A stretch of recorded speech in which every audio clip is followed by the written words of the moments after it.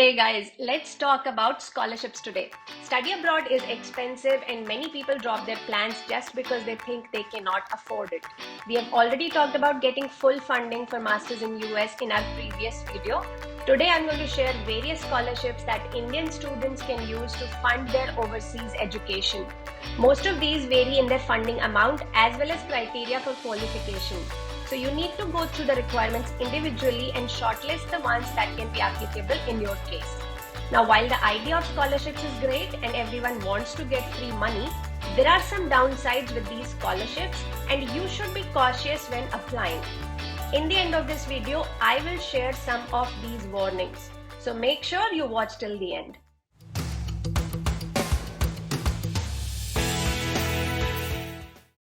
The first scholarship is Inlaks Shivdasani scholarship. This is one of the older scholarships that was started in 1976, and these are given to MS and PhD candidates to study at top-rated US, European, and UK institutions.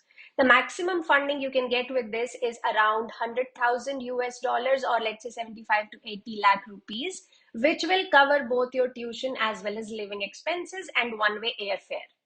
Now, some of the universities that they partner with are Imperial College London, Royal College of Art in London, School of Oriental and African Studies, etc., etc. These are prestigious programs, but here is one bad news. They usually do not fund business, finance, or engineering programs in all these universities. So if you're a STEM student, please make sure that your target school is included in the list of the partner schools here. The applications open around 15 February and the deadline would be around 30th March. We will leave the link to apply in the description box below. Second scholarship is the Aga Khan Foundation International Scholarship Program.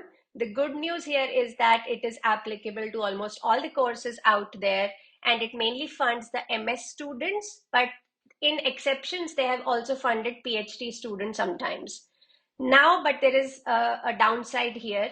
Firstly, the scholarships are awarded on a 50% grant and 50% loan basis, and it's a competitive application process. A cumulative service charge of 5% per annum is charged on the amount of the loan. Also, the student's head of family or some other guarantor is required to co-sign the loan. Secondly, it is given only to those who have no other means of financing their education. So you must show your financial need to qualify for this one. The deadline will be 17th of March. The third scholarship I wish to cover is the J.N. Tata Endowment Loan Scholarship for the Higher Education. Again, the good news is that it is applicable for all the study abroad programs in almost all the countries. However, most of the scholarships in the past have gone to people heading to US, UK, and some European countries. Further, most popular majors have been applied sciences, IT computing, engineering, management, law, and economics. So basically, this is applicable for most of you watching this video. However, as the name suggests, it is a loan scholarship, okay? The funding amount ranges from 1 lakh to 10 lakh, along with a travel grant or a gift award, depending on your academic performances. Now, the loan is given at a simple interest of 2% per annum. However, if you repay the loan within the specified time period, the trustees may waive the interest. Another thing to know here is that it requires you to take a thinking skills assessment test. Now, here is one good news though. Candidates who missed applying to this scholarship at the beginning of their overseas study can still apply for this after the end of their first year. The only condition is you should have a minimum of 12 months remaining in your program at the time you apply. So this is one of those rare scholarships which you can apply to after you have started your study abroad degree. The deadline here is 7th of March and the link is mentioned in the description box. Let us now move to a scholarship that comes directly from Indian government. It is known as the National Overseas Scholarship Scheme by the Indian government. Provided by the Ministry of Social Justice and Empowerment, this scholarship is given to students from economically backward classes.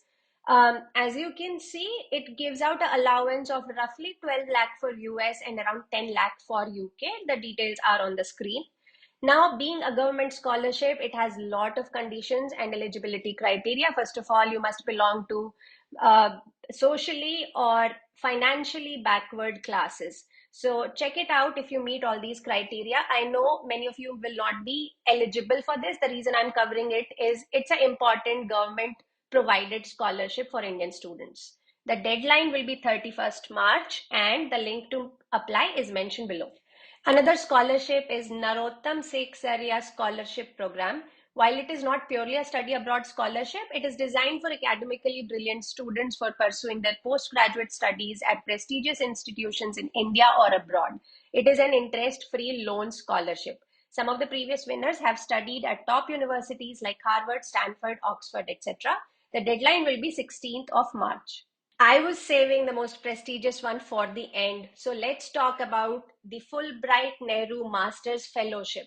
The Fulbright program was established in 1946 in order to develop international study links between US and rest of the world.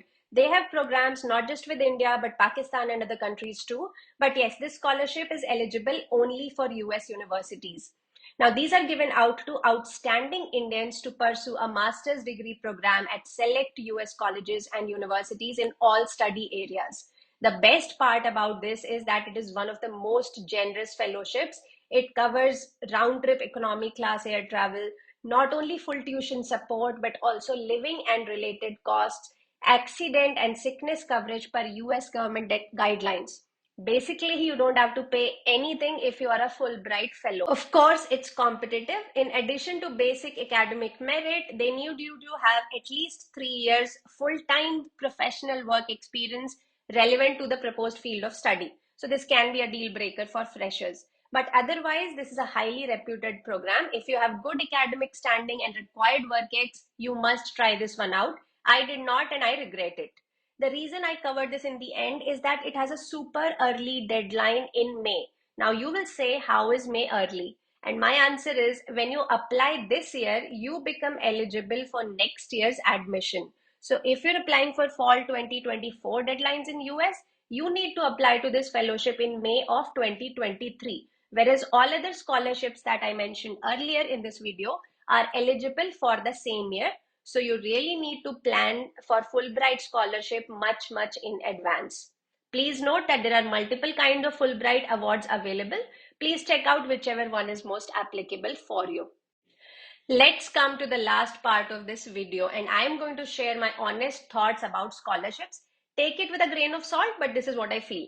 Scholarships are great to get if there were no strings attached. However, in my experience of 15 years, I have noticed there is no free lunch. Almost all scholarships have some kind of downsides. Some are interest-free loans disguised as scholarship, for example, the Tata scholarship program or Narotam Sekhsaria scholarship. Some are contingent on you studying particular stream of subjects, and most are available only to underprivileged families who have no other means of supporting their education. And Fulbright, which pays for everything, gives you J1 visa instead of F1 visa. You may ask, so what? The downside of J1 visa is that you cannot work in US after graduation. So my friends who were Fulbright scholars had to find jobs outside US. This is of course a major downside. Now, while there appears to be a long list of scholarships advertised in the market, and you will find a lot of them on Instagram and YouTube, I have found only a few to be feasible for an average candidate.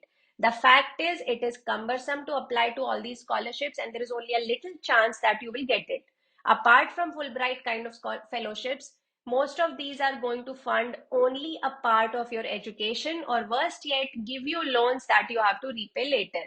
So my advice is apply for these if you have time and consider it a lucky break if you get one of them. But do not rely on funding your education with scholarships alone.